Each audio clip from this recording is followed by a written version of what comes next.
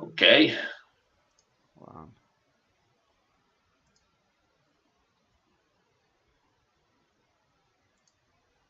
Hold Probably a bit shorter than that because my computer is disconnected from the wall. Okay, so we are live. Sorry for the delay. We did have some technical difficulties because my guest today is Danny. He's a blogger, typically with a number of publications such as the Times of Israel. And over the past couple of years, he's had a number of articles that he's published concerning the racial origins and affiliations of the Jews, especially the Ashkenazi Jews. And I've been at odds with him in terms of his hypothesis over the past couple years. But I will put on the screen his latest article. He has a number of ones on the same topic called "There Is No Such Thing as a White Jew." So, Danny, how about you introduce kind of your work, how you came to this conclusion yourself, and basically how that's affected sort of your interaction with the people who have commented or talked about this topic. Well, it wasn't a conclusion I reached like overnight. I mean, growing up, I lived in a very Jewish area. I mean, there was a lot of Jews at my school and everything, and they would often say things like, "Oh, I'm Polish, I'm Russian, I'm German," and things like that. And I was like, and then I kind of noticed that they were like really dark, I guess, and I guess I couldn't really reconcile it because I was like, if they're Germans and Polish, then why do they look like they're almost black? I guess. I mean, that's kind of what went through my head at the time. I was like a teenager. When I got older, I was sort of involved in anti-Zionist politics. I was part of the punk rock community. A lot of my friends were anti-Israel, and I guess I kind of absorbed that too.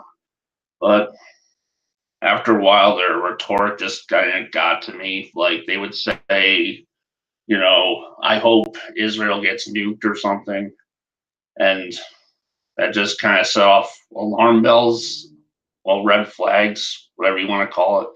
And after that, I started like talking to Israelis. I started talking to family members about our heritage, and like, they told me that we're indigenous to the land, that we're not foreign occupiers. And I guess didn't really take a lot to convince me of that. But my views on Jews and whiteness, it took a few years to develop my views on that. And I mean, at first, I was just of the idea that Jews were white because we looked white. I mean, many of us looked white, but those who didn't were not white. I viewed it as strictly a skin color thing. But then I read more about how whiteness is actually a social construct, how it's related to power dynamics and European colonialism.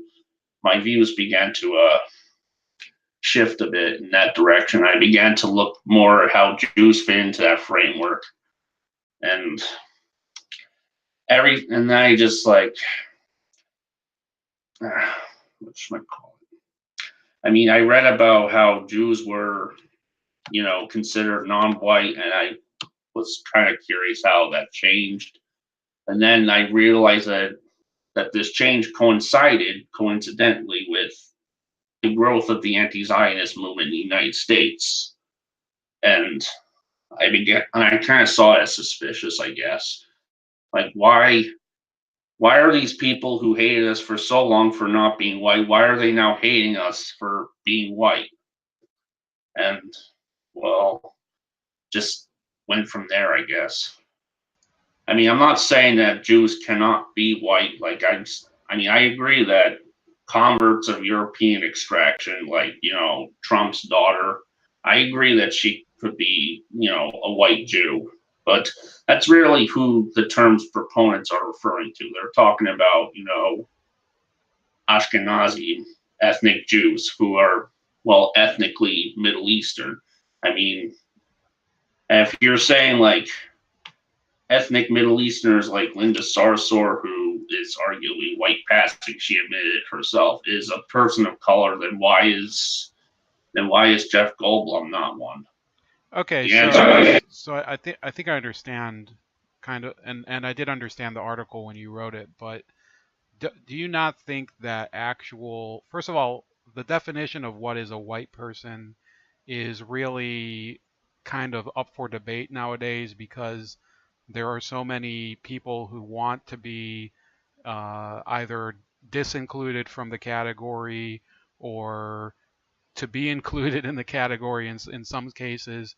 So don't you feel that in reality, this debate over labels of race should be, if it can be, it should be based on scientific data or genetics, and if not that, it's kind of not a very useful metric because ultimately, you yourself talked about the converts, but I have 3 studies which I did put in the comments, and sorry, but we had kind of a problem connecting, so I didn't get to share it with you, but I'll send them to you offline. But in a lot of these studies, it does show that the genetic origins of a lot of the Ashkenazis is actually pretty similar to Europeans. Now there are competing studies that show them having um, origins, or part of their DNA does come from parts of the Middle East, such as ancient Judea and Syria. But don't you feel it's more important to try to make this an empirical discussion rather than one based on discrimination or who is discriminating against who? yeah, I kind of think of it that way, I guess. I mean, when I talk about who's white, who is not, I usually work off what my interlocutor identifies as white. Like if they say it's skin color, then I'll say, well, okay, then many Jews are white and many Jews are not. But if they say it's about ethnic origins, like outside of Europe, then I'd say Ashkenazi Jews are not white because our ethnic origins are in Israel. But as for the genetics point you brought up, yeah, I kind of I guess that kind of muddied my views at first a bit, but then I read more studies and they said that other Middle Easterners and other minority groups that are often not considered white, they have European admixture as well, and that's they're not generally considered white, so kind of doesn't make a lot of sense to hold Ashkenazi to a different standard. That's kind of where I'm at right now. Right, and I think it's really a problem for me too. I did hear the echo for a second, but the thing is, so you do realize that the concept of a white race is a little nebulous because, for example, Yeah, yeah, I'll give one example. Okay, the Mongols conquered most of Eastern Europe in the Middle Ages, and they still have remnants of Mongol nations in Hungary and Finland. Their languages are a little closer to Central Asia than they are to Latin languages. In fact, it's pretty well known that neither of those language groups are very well learnt by any European. So if this were to be the case, you could probably make the argument that Hungarians are Asian or that Finns are Asian. The same could be said of people from Sicily. They have a lot of DNA coming from northern Africa. You can make the case that they would be of Berber extraction or something.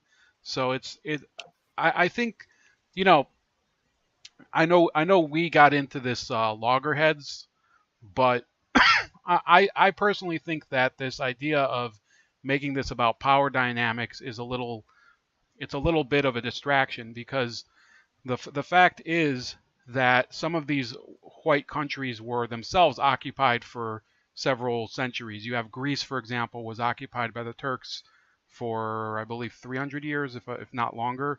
So don't you think that this is a little bit detrimental to the discussion, and it kind of muddies the, if you pardon the pun, it muddies the waters and prevents an actual Yeah, dialogue between people that's a little more, it moves beyond their racial groups, and that's really how I see diversity. You should be yeah, able to.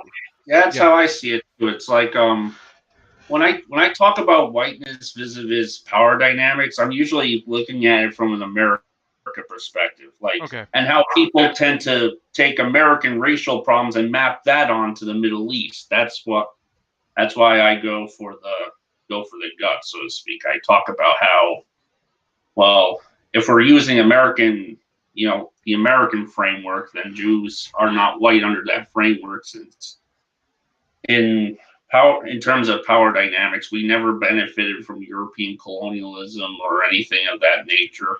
We were victims of it. In fact, we were victims of it for hundreds, thousands of years. And Right, but if we're talking about race, I don't think that race necessarily can be tied up with incident. Like, of yeah, there course, was hold on for a second. So I think that a Jewish person could hypothetically be of any race, and you would agree with me too, because you brought up the convert issue. But this whole discussion over whether Jews are in fact white, I think, is a matter of subjective taste. Because even today, I'll try to pull up this tweet while you're responding, but there was a lady, if she, I don't know what she claimed that Bernie Sanders is white Jewish, and white Jewish is still white, and she went on a long tirade. So how do you respond to people that also say that, the passing for white, which you discussed earlier, is still something that is a part of privilege? Excuse me. Well, I mean, like as I said before, when I talk about what is not white, I use my interlocutor's definition of what they consider to be white, how they define it, and then I work from there. Like if someone says like whiteness is power, then well, Jews don't really have power vis-a-vis white people. We're minorities. You know what I'm saying? Oh, there was another point you brought up earlier, but I kind of forgot it. What was it about? I mean, before uh, there was another point I wanted to address. Um, yeah. Right.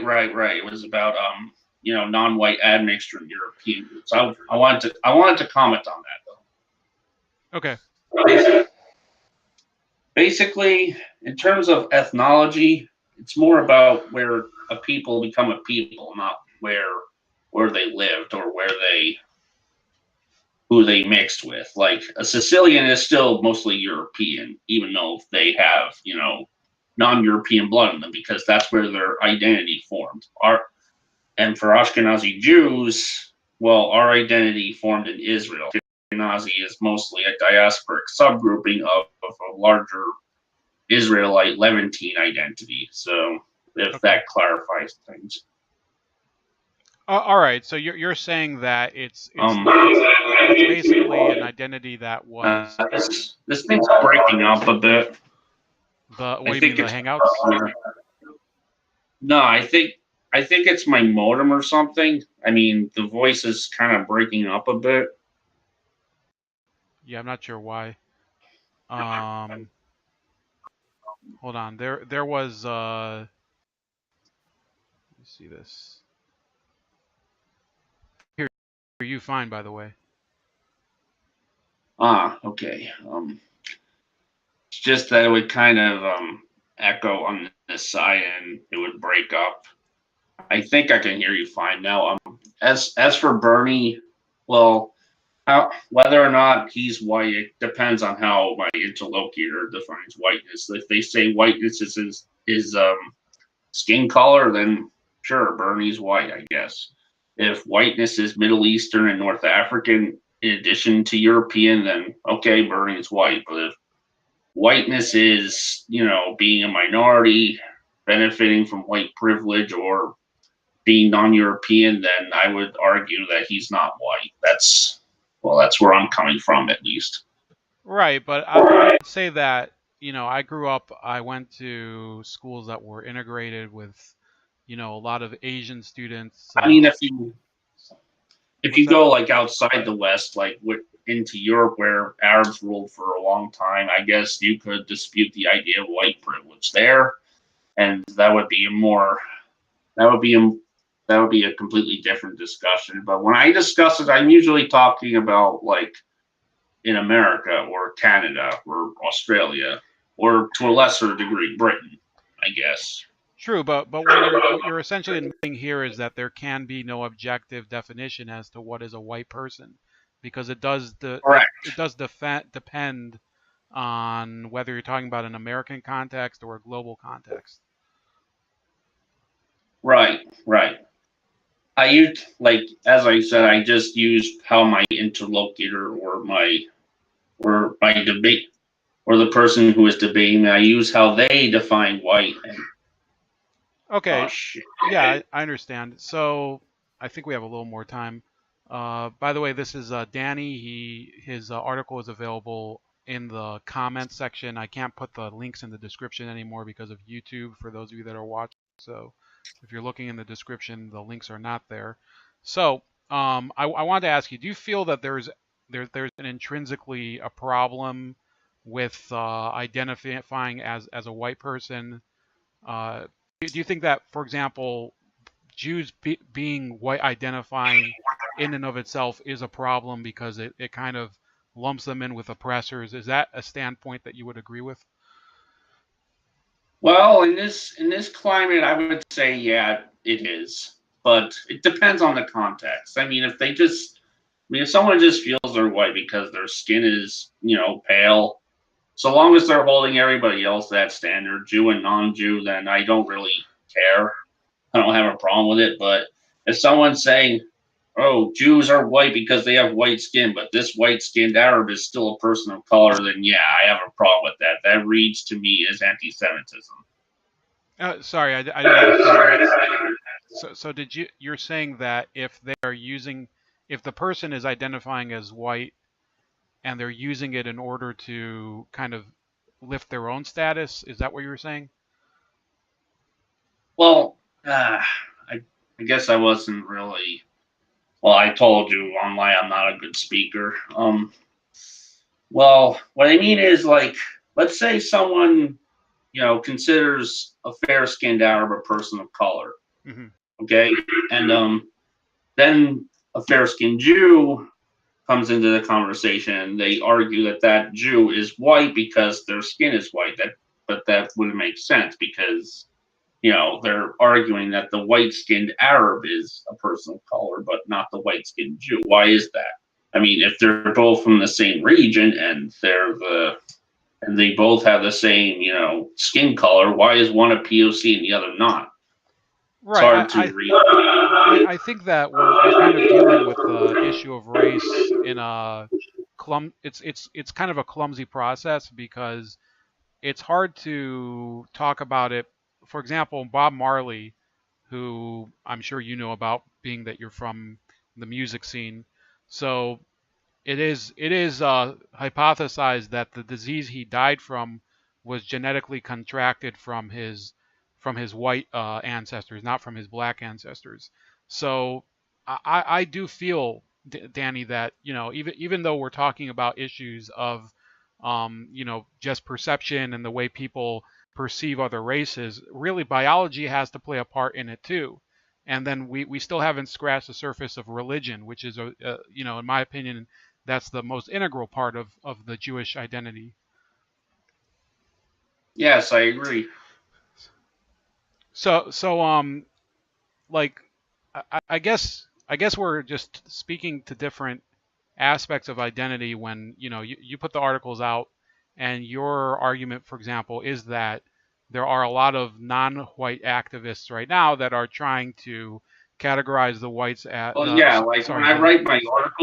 when I write my articles, I'm usually aiming them at, progressive leftists, and their whole concept of whiteness and white privilege and that sort of thing. I'm not really thinking of it in terms of just, biology.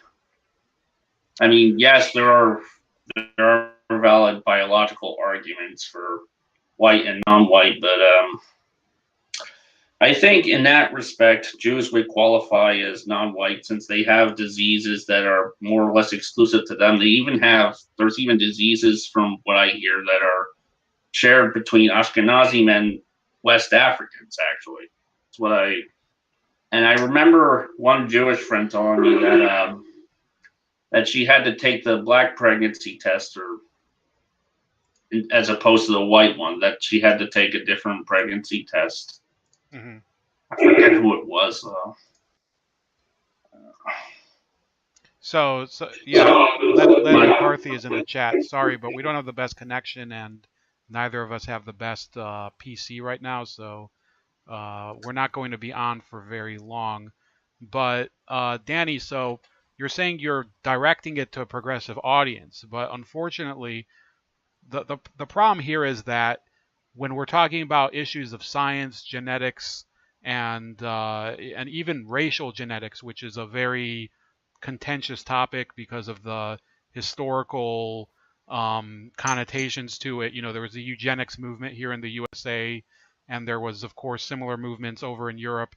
So you still have to make the argument to the broader community. You know, the scientific community is supposed to be the source and authority for the general public, not just for people who are of one political stripe or another.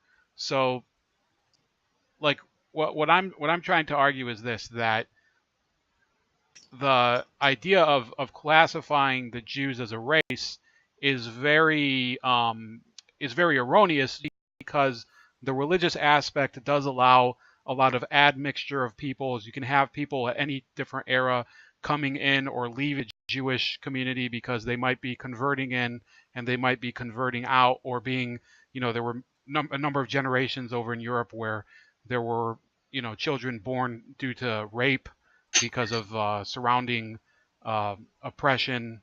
For example, with I believe in Austria it was kind of common, if I remember. So this idea that we can classify the people by a race that is kind of dispersed around the world and has all sorts of different variations on the tradition, I don't really see it as necessarily helping you because of course you're dealing with a progressive audience, and in many ways they are starting to discriminate within minorities against people. So you see people talking about light-skinned black people in a derogatory way, or conversely they're talking about.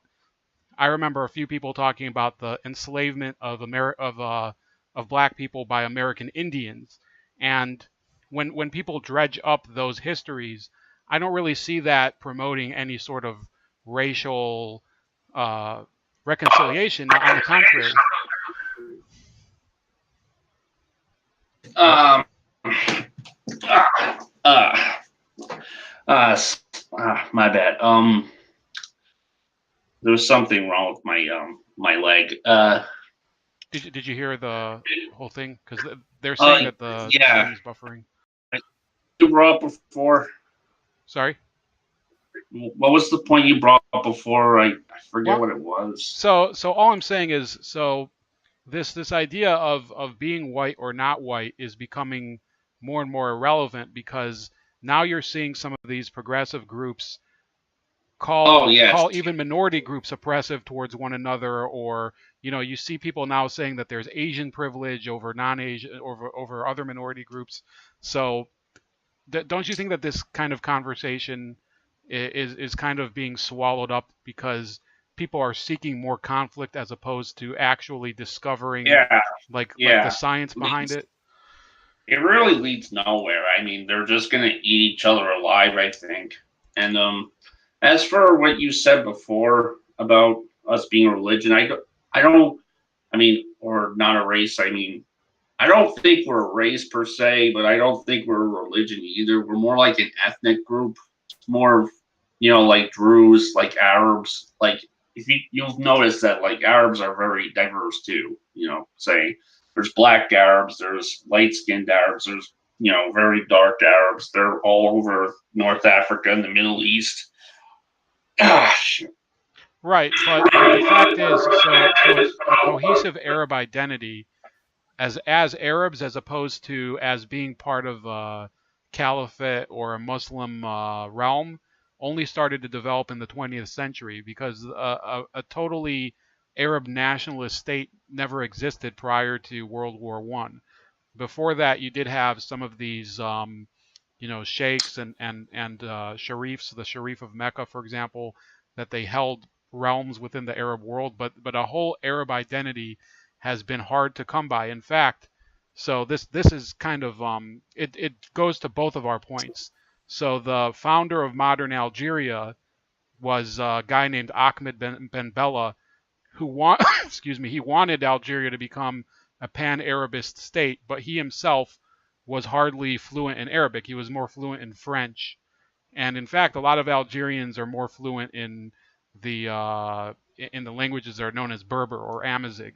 So I think now you have to bring in language, because the a common Jewish language, most people would say it's Hebrew, but the fact of the matter is that you could just as much say that it's that like a third of the Jews around the world speak Russian, another third might speak English, another third might speak Hebrew, and then you have all these subgroups. So I really think, a religion ties a lot of Jews together. I think it ties them more together than does language, and I think language ties them more together than does um, race. That's my opinion. Okay.